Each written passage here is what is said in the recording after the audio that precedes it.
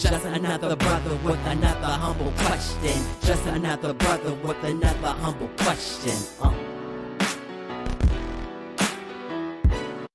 Welcome to another episode of A Brother with Questions. I am your host, B. Period. Before we get started, let me ask you to like and subscribe to the channel. Please comment as well, people. Comment and share it. Share it with your friends too. Tell them what you're listening to. Man, I got some, I don't know, some people call it a bombshell. I just think it's common sense and interesting when it dropped because we're in June. They have dedicated Pride Month amongst other things. But the American College of Pediatricians just acknowledged something that in today's society seems like a bombshell, but for I think a lot of people just seems like common sense. And so I'm not going to delay any further. Let me just drop this video. Now, the doctor who is talking on behalf of the American College of Pediatricians, her name is Dr. Jill Simons. And so we're going to hear what Dr. Jill has to say here. And we have serious concerns about the physical and mental health effects of the current protocols promoted for the care of children and adolescents in the United States who express discomfort with their biological sex. This declaration was authored by the American College of Pediatricians, but really it was developed from the expertise of hundreds of doctors, researchers, and other healthcare workers and leaders who for years have been sounding the alarm on the harmful protocols that continue to be promoted by the medical organizations in the United States. Despite recent revelations from the leaked WPATH files and the recent release of the final report from the CAS review, these medical organizations have not changed course. So we are calling on these medical organizations of the United States, including the American Academy of Pediatrics, the Endocrine Society, the Pediatric Endocrine Society, the American Medical Association, the American Psychological Association, and the American Academy of Child and Adolescent Psychiatry to follow the science and their European colleagues and immediately stop the promotion of social affirmation, puberty blockers, cross-sex hormones, and surgeries for children and adolescents who experience distress over their biological sex.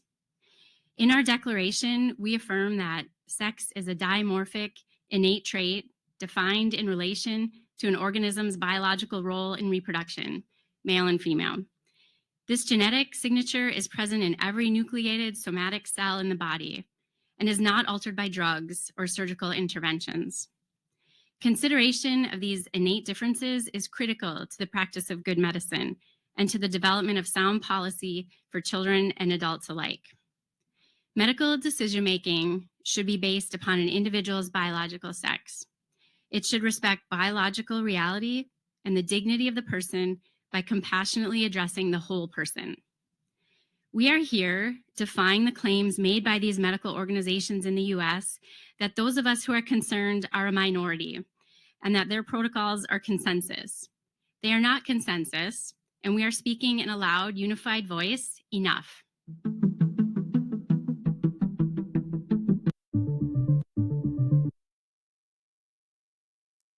So there it is, man. And what's crazy to me about this is in today's society,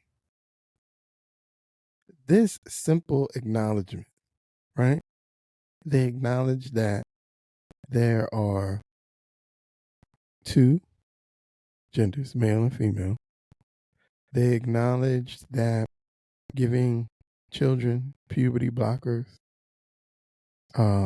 having conversations about transitioning children medically does not add up. And so this is a conversation that has really sparked, especially in my state of Florida, it sparked a lot of conversation, a lot of controversy surrounding this topic in my state. But here we are, the American College of Pediatricians, acknowledging, based on study, based on research, based on the opinions of thousands of colleagues, as she said, doctors, nurses, and other healthcare professionals. They're asking the U.S. institutions to stop. There is no evidence that supports doing this to children. I'm not saying that these children shouldn't receive help. Mental health is obviously a big deal in today's society. Everywhere you go, everybody's checking on their mental health, adults, children alike, for different reasons. Some for this and for a whole host of other things. So if someone is dealing with an issue, they should get the help they need and the support they need to be able to deal with said issue. But that doesn't take away that there are still huge concerns with transitioning a child before they've even had the opportunity to figure out who they are.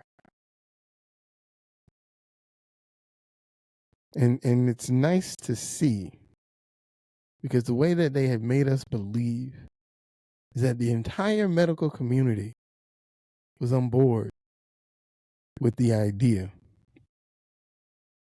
So it's nice to see that there are people in the medical community who are willing to stand up and say, enough. And so I don't know where this is going. I'm curious to see what the pushback is going to be. It's only been a couple of days, but it's going to be, it's refreshing. No, that's it. It's refreshing to hear a scientist step out on a limb, because that's what it feels like they're doing. It's stepping out on a limb and speak truth to power. So I don't know if you've seen it. If you haven't seen it, there it is. This is a quick, short video for me, but that's refreshing. Confirmation, not that we needed it. We already knew what the truth was.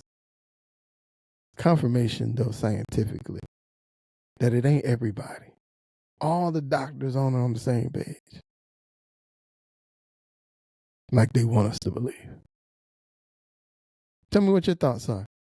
Are these doctors crazy? Is Dr. Jill Simons and the American College of Pediatrics off their knocker and everybody else is right? Or are you too refreshed by the idea that there's some doctors that have some logical thinking going on? And on that note, I'm B. Period, and I'm out.